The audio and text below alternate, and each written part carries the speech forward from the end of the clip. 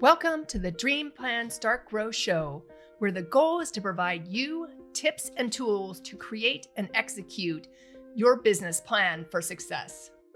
Welcome back to the Dream Plan Start Grow Show. My name is Allison Turner. I started these interviews with other business owners because I really love entrepreneurship and I love learning more about how someone got their start and kind of where they've gone in their journey, their challenges, their successes, in hopes that if you are looking to start a business or you're newer in business, you will latch onto some of those stories to help you grow and succeed even more quickly. So today I am honored to have with me Peter Thomson from the UK, and this is my first international interview, so I'm super excited to have you today, Peter. And I know you own one of your businesses, the Achievers Club Limited. So welcome, and thank you for joining me today.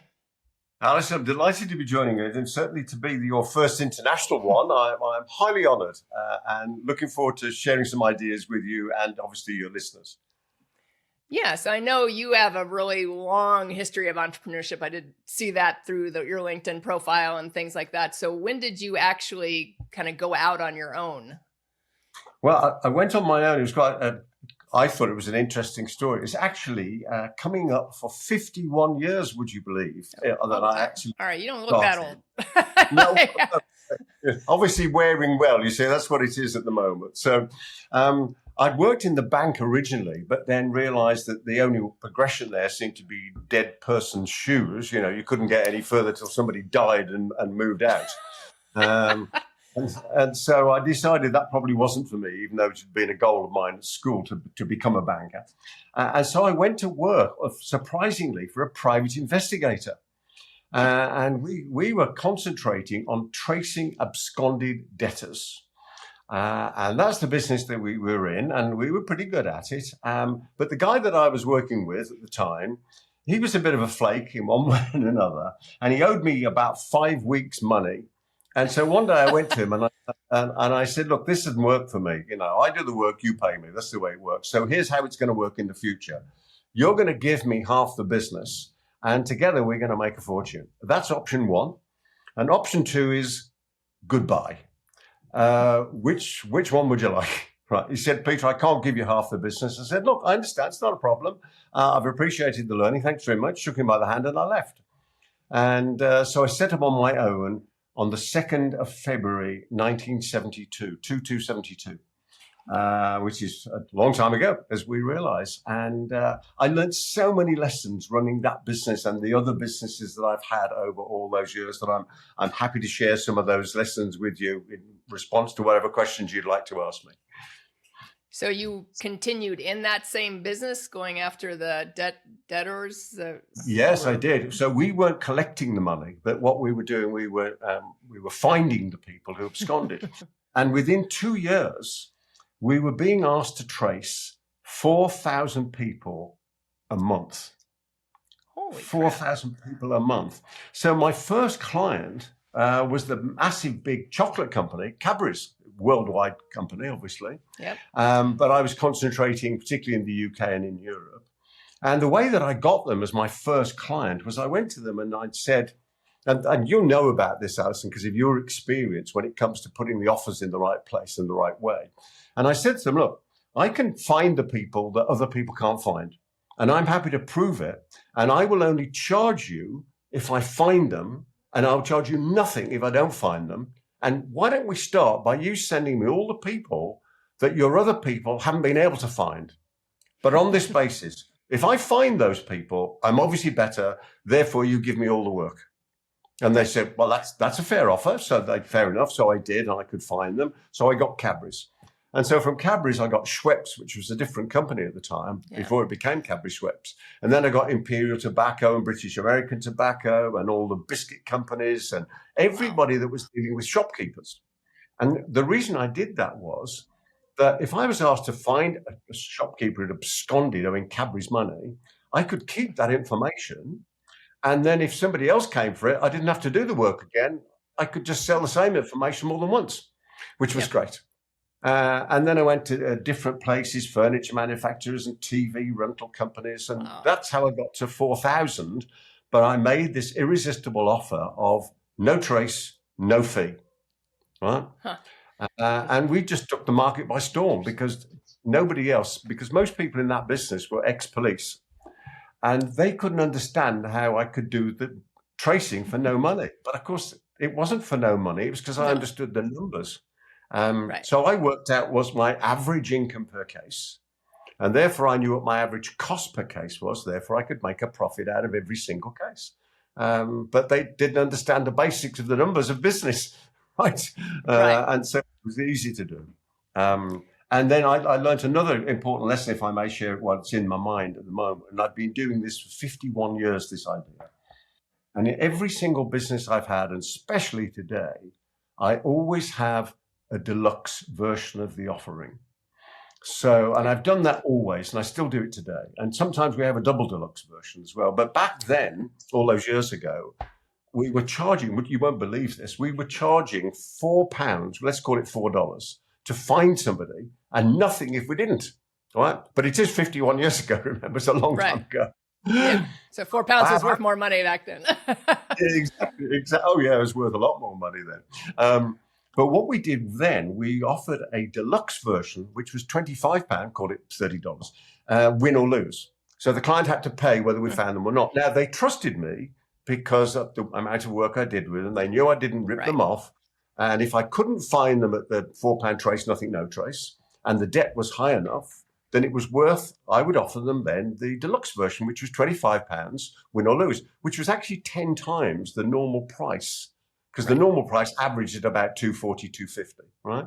So it was 10 times the price. And I've done a deluxe version like that ever since. And I found very often, in some years, the deluxe versions were worth as much as the rest of the business put together. So I urge everybody, especially consultants, speakers, trainers, accountants, you've got to have a deluxe version of your offering because there are always some of your clients who want the best. Yeah. Well, exactly. And people gravitate towards that higher priced offer because they see more value in it. They see, and obviously they have to trust you, but they want the value and they don't want just the average person offer. They want the deluxe offer that some people can't afford. That's right. Exactly right. And it's a perfect contrast as well to your other offerings. I know with wealthy clients, if you're dealing with a wealthy client and the wealthy client wants to refer you to somebody else, and let's say they say, oh, you should deal with so-and-so. Let's say it was me. Oh, you should deal with Peter. He's great. He's got this great stuff to teach you. And people say, oh, great. And was he expensive? And they go, oh, no, it was ever so cheap. They're not going to refer you. They're not going to refer you if you're cheap, right? They want to be able to say to their friends, wow, it was so expensive, but it was worth it. That's what they want to say. Wealthy people don't buy cheap stuff. Right? They want to buy the best.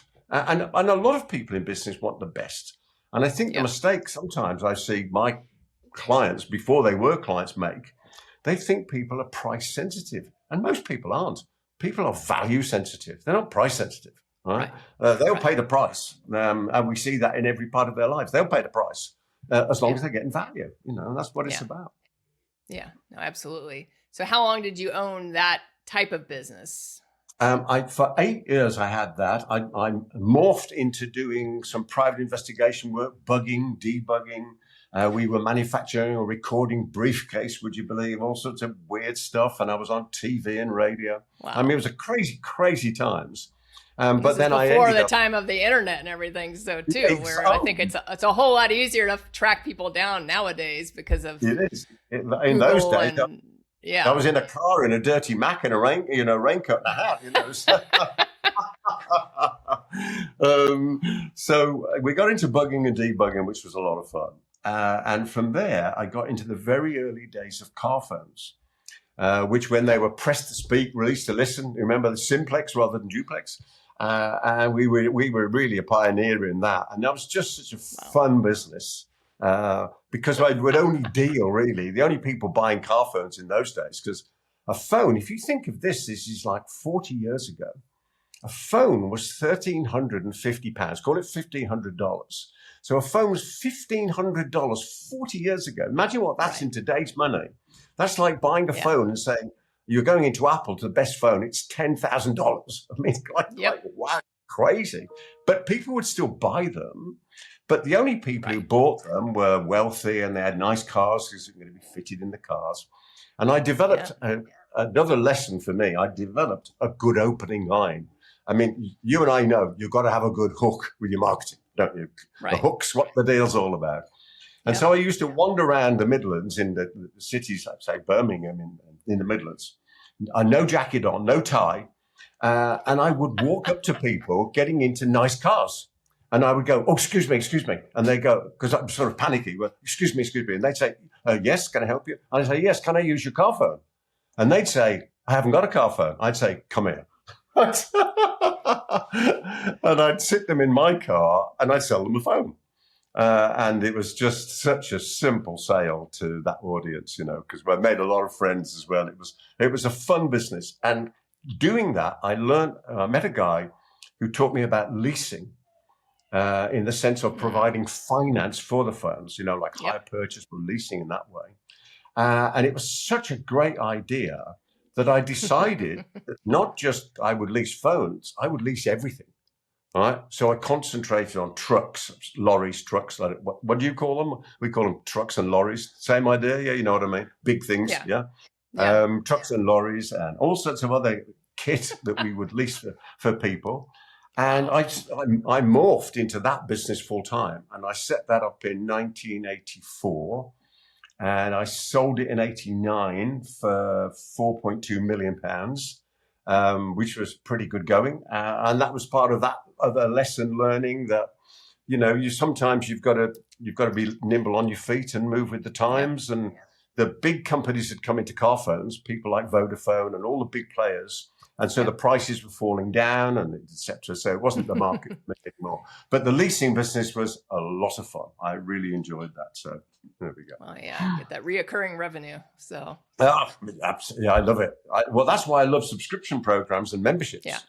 Today I run a number of memberships and subscription programs. And I think anybody who's like us, who does this sort of thing, it's wonderful to have subscription programs because it enables you to help many of your clients at a much lower fee than if they dealt with you on their own because they're within a group.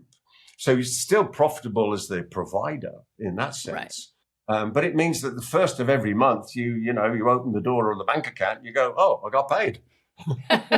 More money. Yeah, I haven't even done the work yet. I got paid. It's just, that's a good business to be in, I think.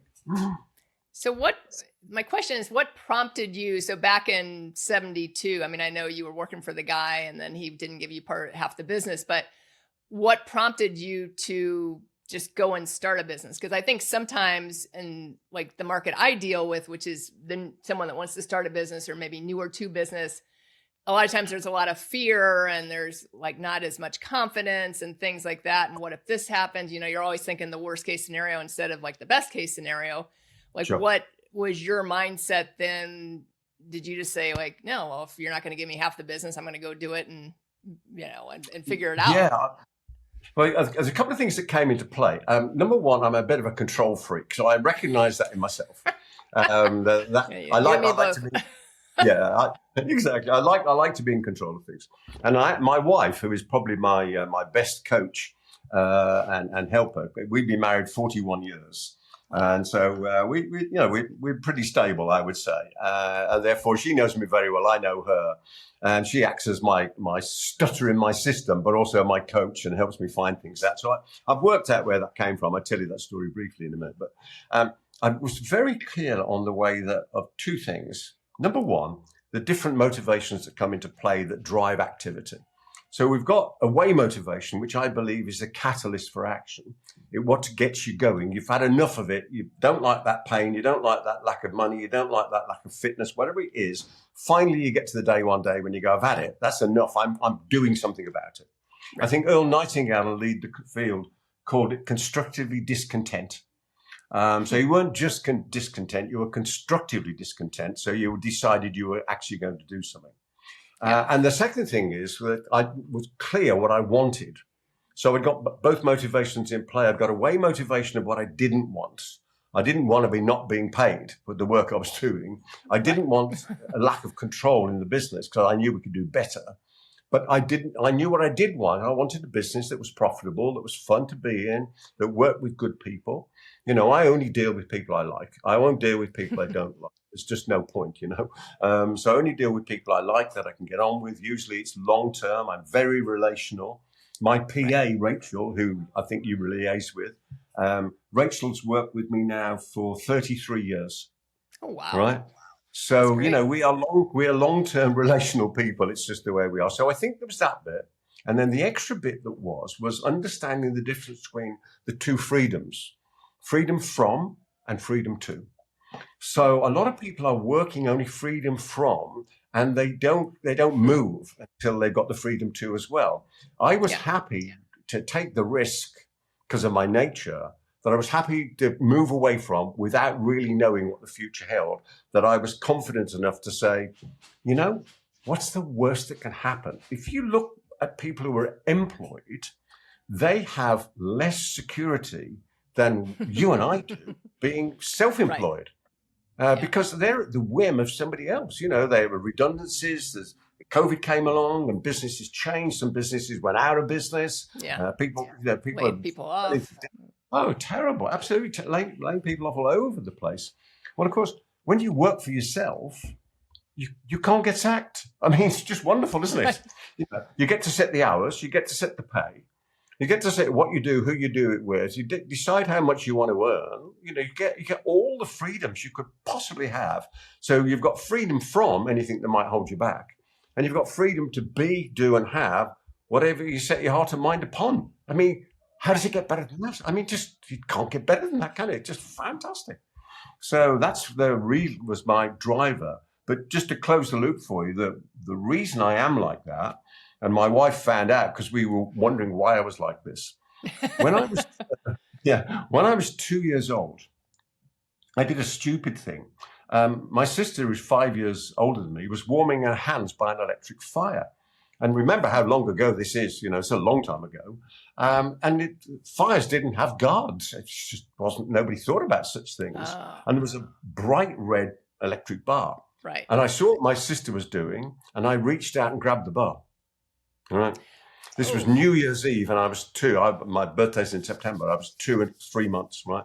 And of course, I had to go to hospital and and I had my hands repaired. And then when I was 7, my hands grew like this because the skin grafts weren't growing, but my hands were. So I had to go back into hospital, and they cut them all open and sewed them all back up again, right? And I was in for a month, just over a month. And towards the end, the nurse came to me and said, "Peter, come with me." And she took me into a ward where there weren't anybody. It was an empty ward. And she'd filled a bowl of warm water and some soft flakes, right? And she said, "I want you to put your hands in this water. It'll keep them soft. And don't leave here till I come and get you." She forgot. I was there for 7 hours. I was 7 years old. If a nurse tells you when you're 7 years old, stay there till I come back, you stay there till you come back. Now, the problem, Alison, is if 7 years old in 7 hours, you need to pee at least twice, right? Right. And so I'm in this situation with my hands in water, which makes you want to pee anyway, right? And so I know what happened in that moment. My contempt, too strong a word, but my contempt for authority was born.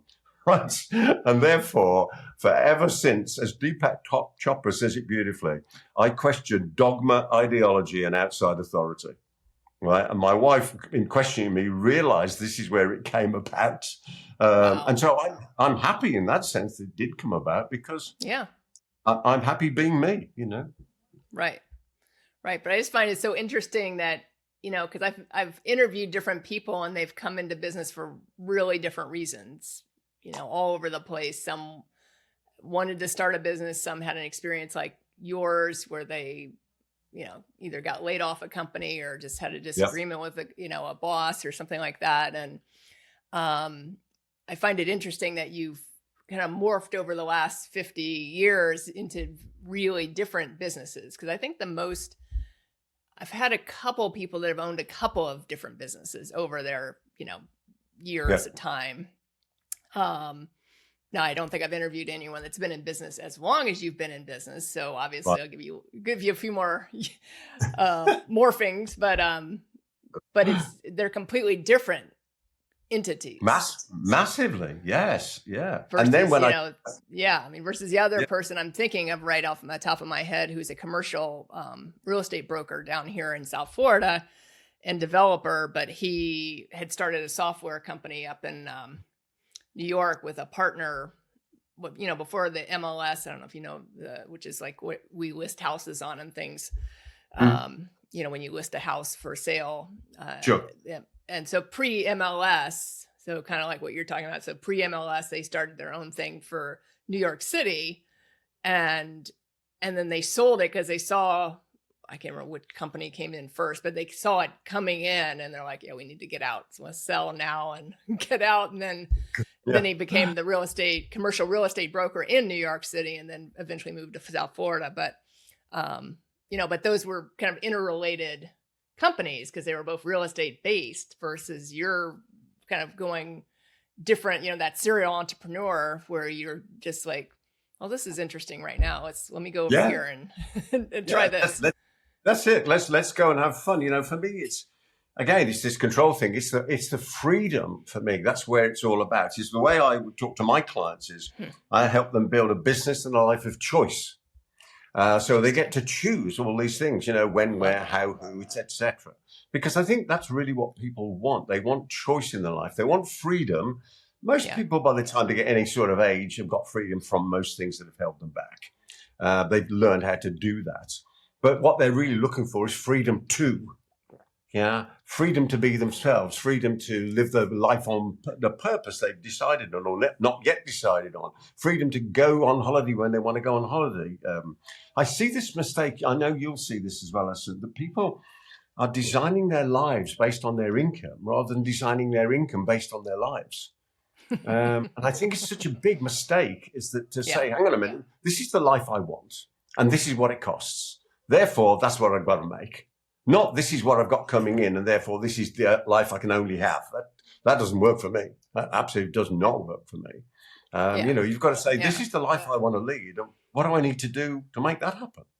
That's exactly kind of the premise of the course I just launched was, like your life goals and business goals need to align and not be like, okay, here's the business goals over here and here are the life goals over here. And they're completely different paths. And which is what I didn't know when I started this business 10 years ago with a business partner. Like I hadn't, I didn't do that. And so, working with the new business owners that want to kind of do that from the foundation and the start, I think is critical. Yes. Yeah, absolutely it is. It's getting that right. And then I think it's once you've done that bit, it's understanding who do you really want to deal with. And it's you deciding on who you're going to attract. Yep. And it's not the clients, it's not their choice, it's your choice, right? Yeah. So, and I think I was taught a thing, I'll share this with you and your listeners because this was so powerful for me. I've interviewed a lot of people over the years because one of the programs I had, because what happened was when I sold the business, I was under a restrictive covenant. I took $1 million in cash and $3 million a bit in shares. In pounds. And the company I sold out to, which was a main board London Stock Exchange company, its shares fell out the sky over a period when I couldn't sell them. And it cost me £3 million, right? And so I had to decide what I was going to do. And so I decided that what I love to do is stand and speak. You've probably gathered that already. So I decided that I wanted to speak. So I decided I would get into the information marketing business. And I created a program which was 30 cassettes. You can tell how long ago it was. It was 30 cassettes. And there was two. I'll show you, actually. It was called this. This is what it was called. This is probably back to front for you at the moment. Or is it the right way around? No, it's the right. Action is the key. It's okay. And action is the key. And so this was cassettes, right?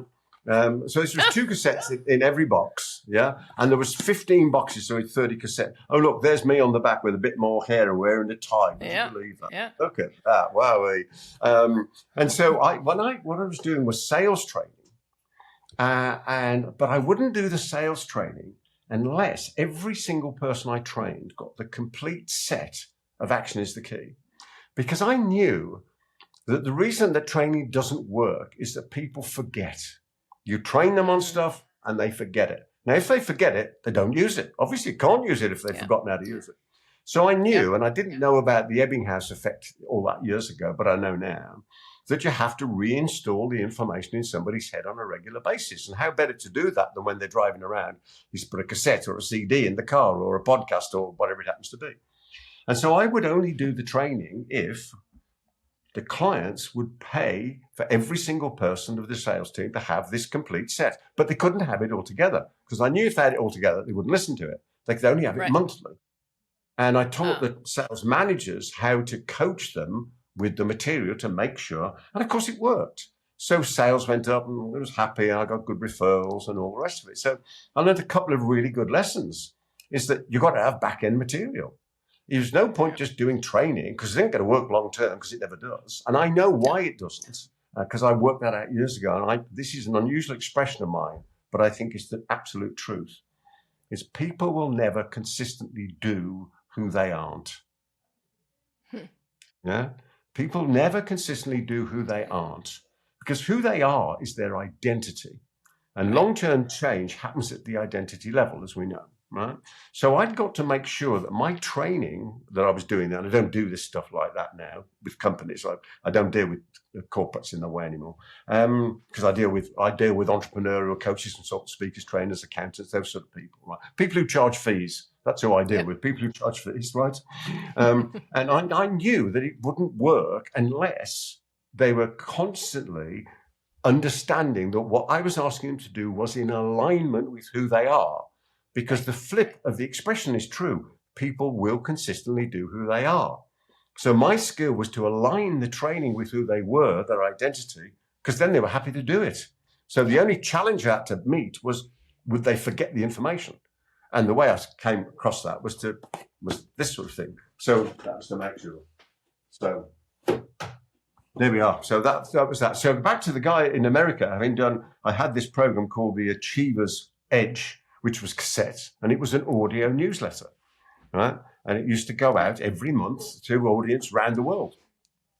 And I think we sold 260,000 copies of it, right, over the years, which was great. And I interviewed 172 successful people and speakers and trainers and whatever to find out their ideas. And I had an interview in every month, right? Which was great. And one of the guys that I interviewed the great and the good, and one of the guys I interviewed, which was Roy H. Williams, right, based in Texas, and he's known as the Wizard of Ads. And he taught me this lesson. I thought it changed my life. And he said, Peter, there's a difference between, well, he was American, so he calls me Peter, because people say the T is a D. Guys, I know Peter. So he would say, Peter, there's a difference between the relational client and the transactional customer. And he said, the transactional customer is their own expert and they buy on price. And the relational client expects you to be the expert. And price is one factor, a factor, but it's not the factor. And that changed the way I was always pretty relational, as you gather. I've been married 41 years, my secretary, PA, 33 years. So I'm pretty relational anyway as a person. But I realized that the majority of my long-term clients were relational and they looked to me to be the expert. And they wouldn't pay any price, but price was just a factor, right? And as long as I knew how to position price, and I do, right, then it wasn't a problem. So that was a major lesson. And so with my clients, I say to them, you've got to decide who you want to attract. Do you want to attract that relational client who will treat you and they'll stay a long time, they'll say good things about you, get referrals, they pay the bills on time? Or do you want that transactional customer who's never going to be happy even at the right price? Now, I don't deal with them. I've got no time for that. It just doesn't work for me. So and I think that's another lesson for people starting out in business is to work out these three things. Number one, who is your ideal client?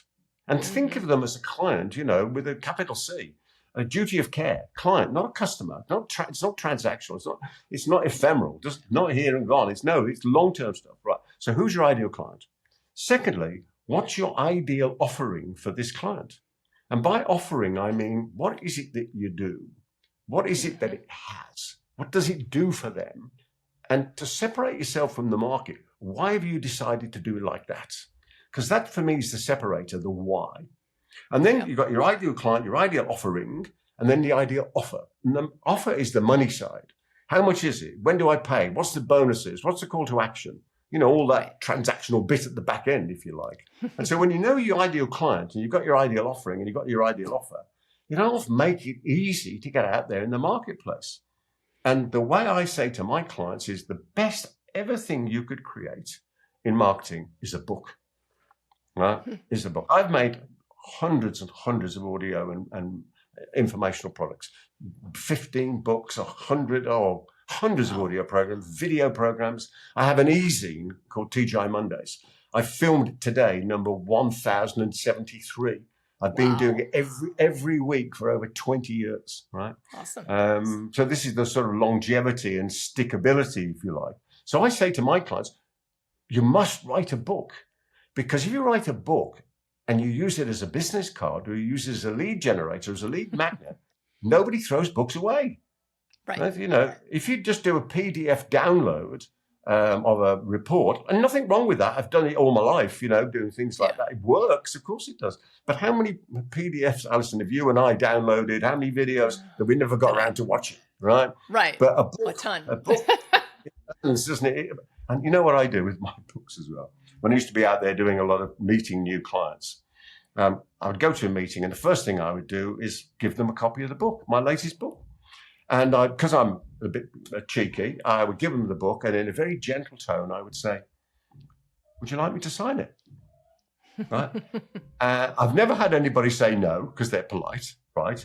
And I've never had anybody when I've signed it where I didn't do business. So for me, it's the absolute best positioning tool in the marketplace. And I say to every new start business, don't wait. Do a book. But these days, a book that works is 60 to 80 pages. And I learned this from Dan Sullivan at Strategic Coach and Joe Polish from Genius Network. And I interviewed Dan and I listened to some of his stuff. And Joe and Dan did some research in America. They knew the research. And if you want high readability, you want a book that's about 60 to 80 pages. This sort of, look, this width. Yeah. 60 to 80 pages, that is, you know, so it's that sort of thing. People get too distracted too quickly. And I mean, Absolutely. I have a ton of books that I'm reading right now that are, you know, all sitting there. And I listen to an Audible one day, and then I might read a book sometime. And then I got a Kindle over here, and like, you know, you're going between 3 different things. But that's like a doable book that you can read in a couple of days. Yeah, that's right. You can. And if it's well written, and there's a system for writing stuff like that, if it's well written, then people will read it. And as Dan said, and he was checking to Joe on their podcast, 10 Times Talks, and he was saying that 60 to 80 pages, you get readability, like 80% readability. As soon as you get 100 pages, you can drop to like 3%. That's your mom and dad, if they're still alive, and your best mate. You know, I mean, that's about it. Wow. And when you get up to 200 pages, it's like 1%. Unless, really? and this is the deal, unless it's a niche product, right? That's the deal. If it's a niche product, then you get high readability even with a big book. So this book, which is my latest book, Paid, right? Which is for people who charge fees, how to get rewarded for the value you deliver and the cascading impact you make in our world. This is what it's about. This is niche. This is for people who charge fees who want to charge more because they deserve it. So that gets high readability. You know, that's the way that is. Right. No, and I wanted to backtrack to something you said a few minutes ago on the show that you've been putting out every Monday, the 1,000, how many episodes that you've done, and really emphasize that longevity piece, because I think sometimes, especially new business owners, you know, and in the day and age we live in to now with social media and everything, everyone wants like instant gratification. Yeah. And, you know, I'm aware that this podcast for me is a long-term play. It's to educate, it's to lead into other things, you know, things like that. But I knew that going into it, but a lot of people, I feel like they want what they want like that minute, and they don't think long-term. No. You know, so how do you, like, if you were talking to someone that was newer in business, or one of your clients, since you work with business, entrepreneurs, like what would you say to them to encourage them to do something more long term? So obviously a book can lead into, usually it comes from like a program or a course or something they've already built, or it could go the reverse way. It could write the book first and then build out the course, whichever way you want to go. And you could create a show around them. You could create a lot of things around a book. So, but that's, again, it's a longer term play that you're not going to complete in like the next 2 weeks. I agree. Well, that's a really good question indeed. So the way that I come at it is this: the way I teach people how to write books is one of the things I do, right? And I learned from Paulette Ensign, who's known as the Booklet Queen, based in America. And she came over to the UK once, and I went to a seminar and I interviewed her, and I ended up speaking on the seminar actually. And she and I still get on really well today. And that was, 15, 20 years ago. And we're still in contact today. And so I say to people, first thing to make is effectively a tips booklet. So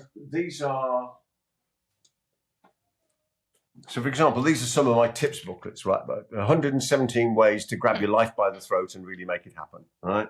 117 ways to get your audience to shout more, more, more every time you stand and speak, right? And they all say 117. It was just a bit of a brand idea, that we did. It was just crazy stuff, yeah? So we did that. So I show people how to do a tips booklet.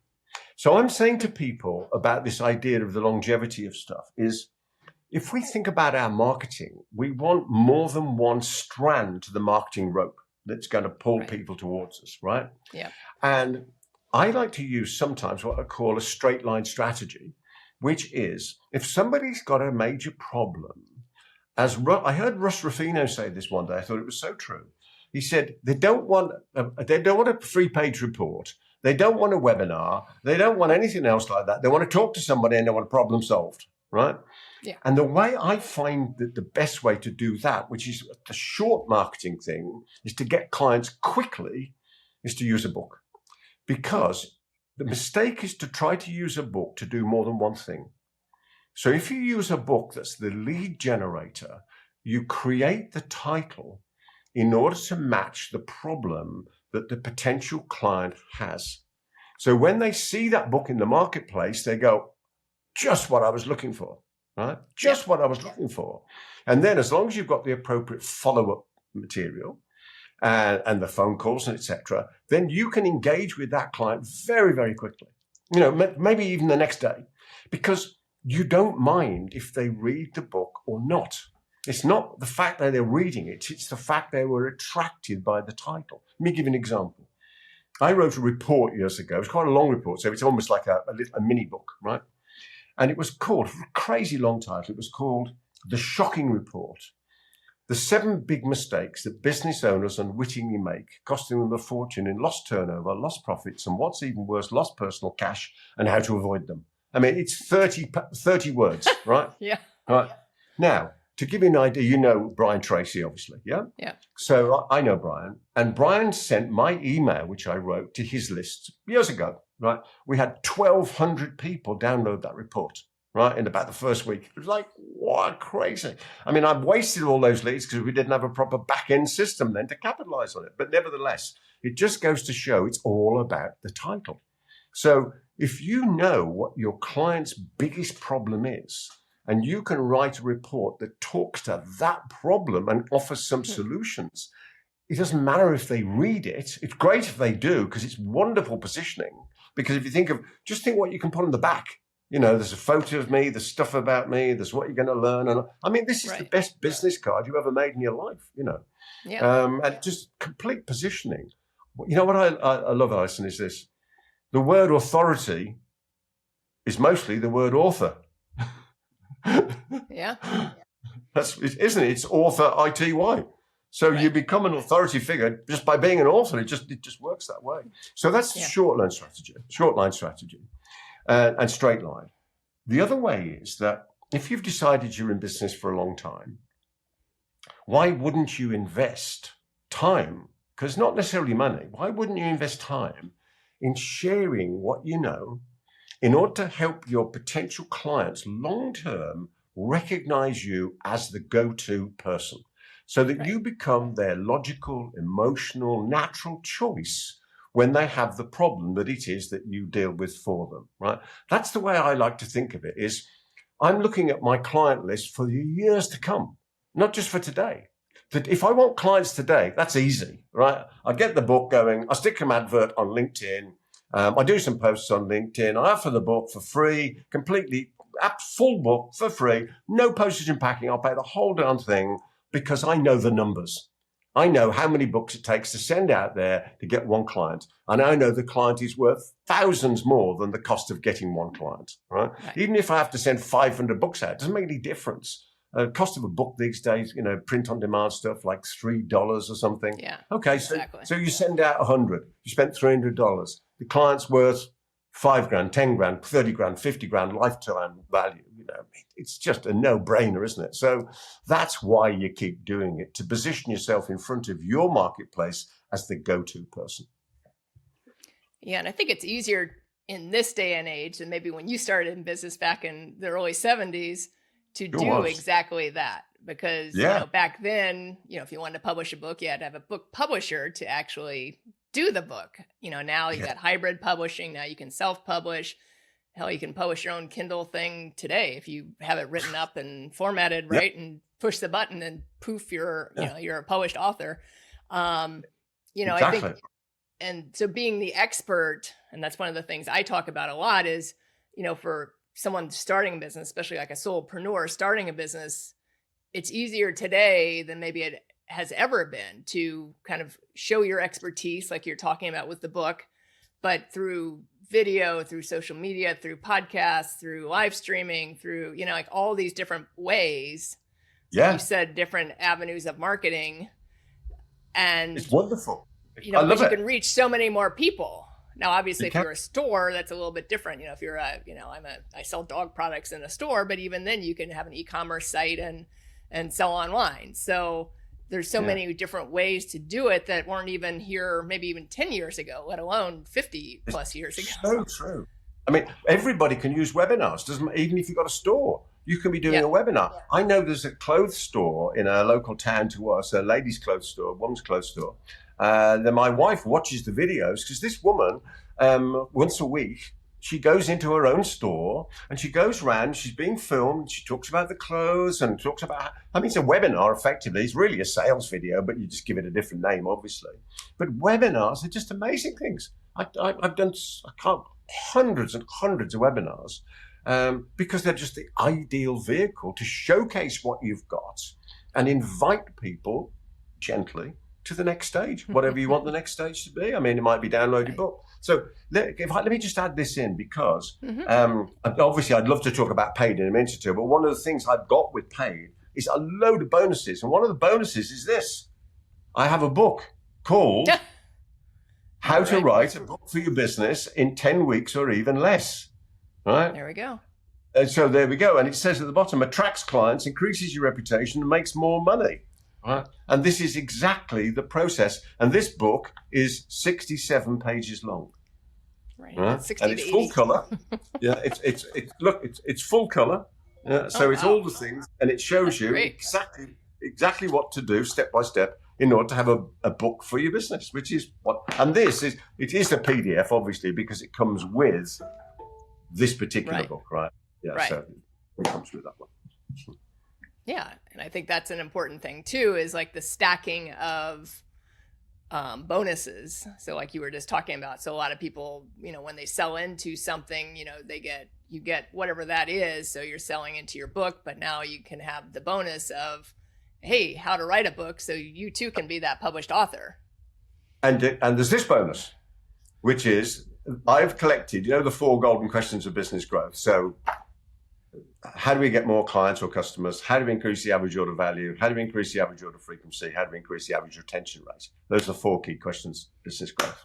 So over the years, because it's been a long time, I've collected 355 answers to those 4 questions. And so I've put those into this. And this is also a PDF. This is my physical copy, but there's also a PDF of that with the paid book, right? Yeah. And all the templates that I use in my business, right? I've done the templates as another pack. So this is the template pack, which way around there. And that comes as a bonus, right? So I'm bonus crazy. I am, No, that's great. So when did you Yeah, publish the paid book? well, the pay book, would you believe it was? I can date it now on the podcast, or what I tell you what I do. What I do it like this. It was 7 weeks ago. Oh, just came out. Right, it just came out, yeah. Hot And off the press. Yeah, absolutely hot. I have this frustration with the low fees that people who charge fees charge because they don't know how to do it.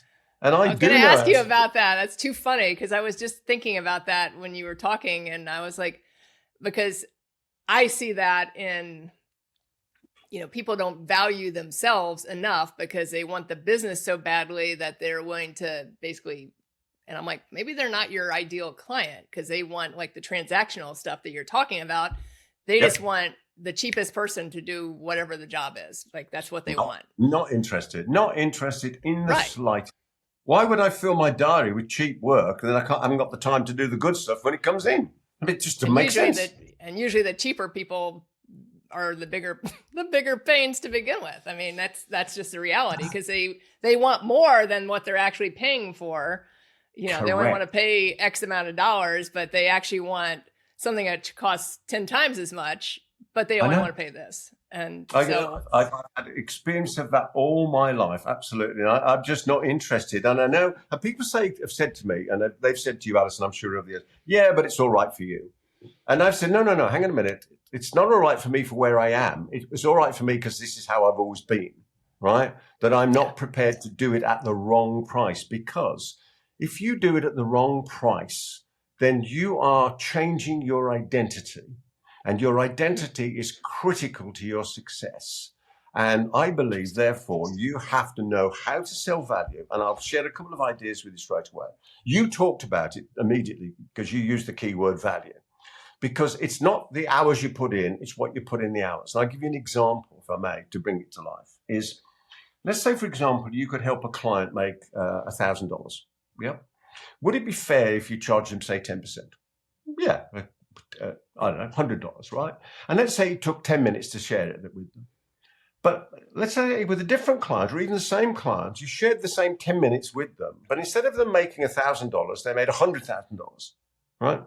Would it be fair that you got $10,000, 10%? Answer is yes, of course it is, right? But what about if they made $1 million? Would it be fair they paid you $100,000? The answer is yes. It's got nothing whatsoever to do with time.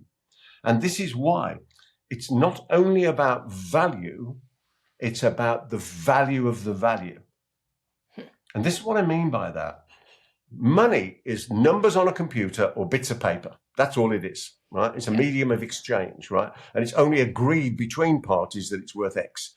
That $10 bill is worth nothing, right? We just happen to agree that it's worth $10. And if everybody stops agreeing, it's worth nothing again, right? So, but it's got nothing to do with the numbers. It's what do people do with the money? So if you made somebody 100,000 extra, what does that mean? A child going halfway through college? Does it mean a different home? Does it mean looking after an aged parent? Does it mean giving to charity? What is it? What's the value of the value that you're really providing? And what's the cascading impact you're making in our world? Because if you improve somebody's business, you improve it for them and their family and their people and their families and the local economy and the taxman and the government. And if it's like not dropping a pebble in a pond, it's like dropping a brick in a pond, because that cascading impact is just amazing. And when you start to think about that's the real value that you have, why wouldn't you be rightfully, royally, regularly rewarded for the value you deliver and the cascading impact you make in a world? Of course you deserve it. So stop charging pennies to deliver pounds. It does not make sense. You're setting yourself up to be treated as a commodity. And once you're a commodity, people will shop you just the way they shop boxes of cereal in the supermarket. And that's not for me. Right.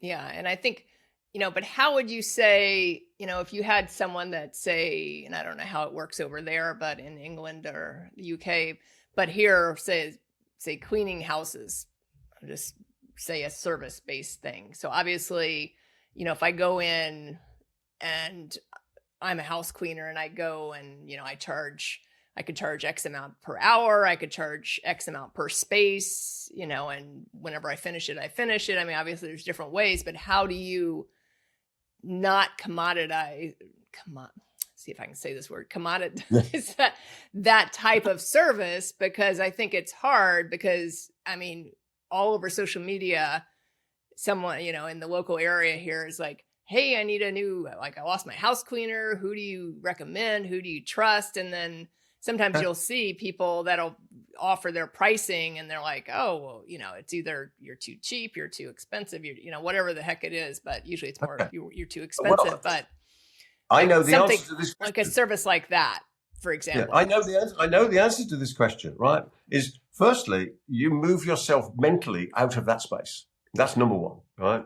Why? Because people will never consistently do who they are. So you have to become this specialized person. And what you've got to do, and it's a common expression in marketing, you've got to create a category of one, right? So you've got to decide on the level of amazing service that you're going to give. You're going to talk to your client about the cleaning chemicals that you use. You're going to talk about the training that your people have in order to deliver those things, right? You're going to make it so different because you're going to select your clients. The mistake is clients selecting you. No, you don't do that. You select your clients. You decide on the neighborhoods that you're going to work in. You decide on the quality houses that you're going to deal with. Because people who are living in high value houses are not paying cheap money to have it cleaned. They wouldn't even dream of trusting people who charge that money. Give you a classic example. A client and friend of mine based in London, very wealthy guy, started with nothing from nowhere and made himself a very wealthy guy. He and his co-director were at a seminar recently. And I won't tell you the detail because it would be say who it was. But anyway, they'd been on the seminar. They'd come back to the office and one of the consultants from the seminar company had approached them to have a meeting. And they had a meeting. And they were offering this particular service and they were interested in it. And the guy went away to send a proposal. And my friend was talking to his colleague and he said, how much do you think it's going to be? And he said, well, I think it could be £20,000, call it $25,000. He said, if it's 20,000, I don't think we'll do it. But if it was 15,000, we probably will. Let's wait and see what happens. So the proposal came in, £2,000. And they looked at each other and said, no way, we're not even interested. It can't possibly be any good at 2,000. Because, and I have a book on this from years and years ago, right? And the book is called Why People Hate Cheap Things, right? And the right client will not buy cheap stuff. Doesn't matter whether it's products, doesn't matter if it's services, doesn't matter if it's cars, doesn't matter if it's people. They want quality people. In the States particularly, people pay a fortune to have their dogs walked, for heaven's sake, right? They pay a fortune, right? Yep. They have people who come in and clean the car every day, every other day, and pay a fortune for it. Why? Because that's what they want.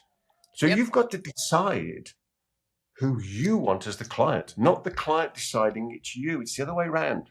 And once you make that switch in your mind, right, then it changes. Here's an expression for this, because I've got a lot of expressions, right? And this is easy to say, but it takes a while for people really to get it at a visceral level. Learn how to sell, number one. So you've got to understand the persuasion process. So learn how to sell. Number two, stop selling. Sounds strange, but stop selling. Number three, allow people to buy. And what I mean by that is deciding exactly where you are positioning you in the marketplace and who you want to deal with, right?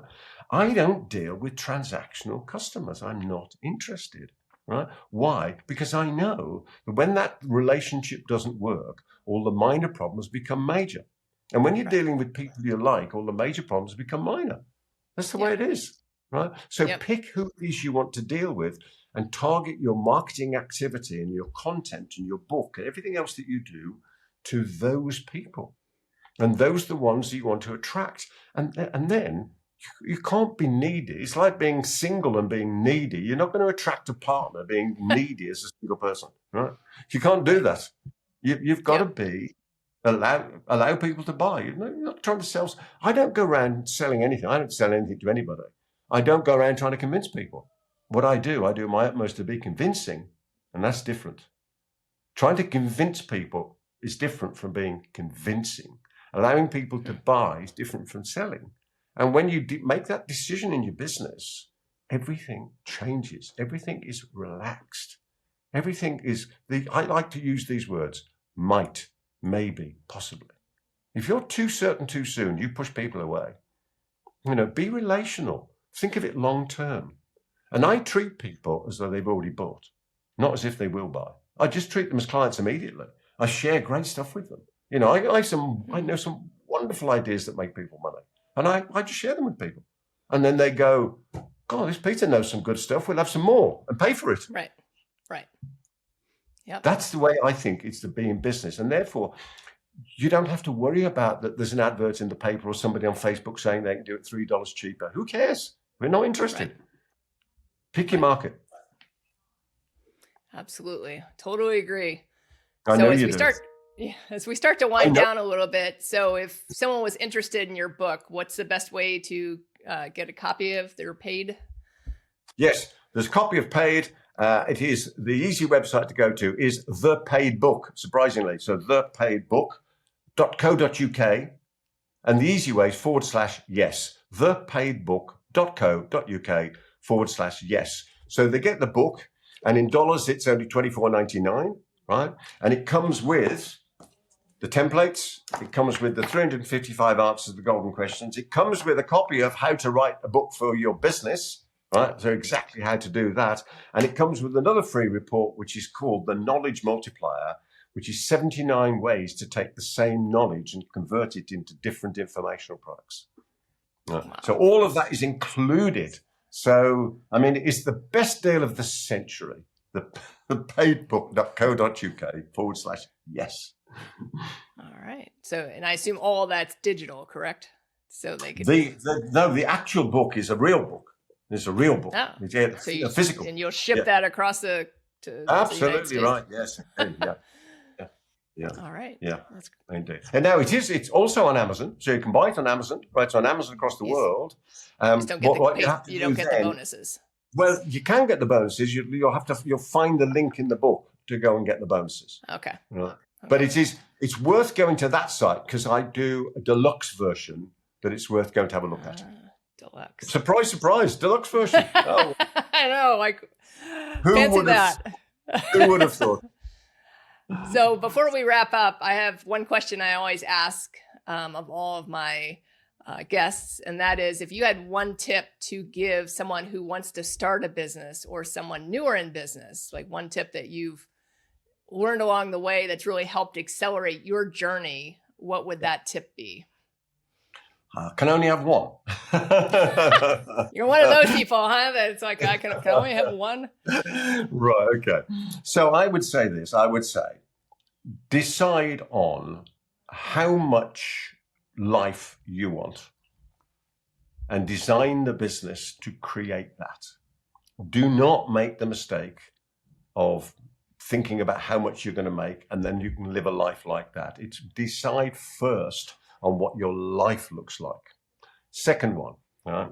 Whatever you do, be the most expensive in your game that there is, and then live up to that.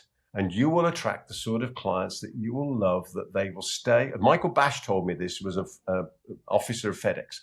They will stay and they will say and they will pay. They will stay a long time. They'll say great things about you. They'll give you referrals and they'll pay their bills gladly. And that's what it's all about. It's deciding to have business and a life of choice. Your choice. I love that. So succinct and right to the point. And I think that's so key in creating your business and having those two things align and really building the business around the life, right? That's what you said. Make sure I'm saying the right things. Yeah. Could I share one little final thing with you? Sure. There was a friend of mine who was writing a book, and he asked me to write the foreword. And I said, yeah, can I say anything? He said, whatever you like. He trusted me. And I sat down to write it. This is a long time ago, probably 15 years ago. And I don't know where it came from. And it just came out of my fingers onto the paper. And if my head works and I can record it, it was this. There is a moment in every person's life when the awareness of their destiny bursts like a bubble onto the surface of their conscious mind. It's at that moment that the weak avoid the realization and busy themselves with the mundane tasks of their lives.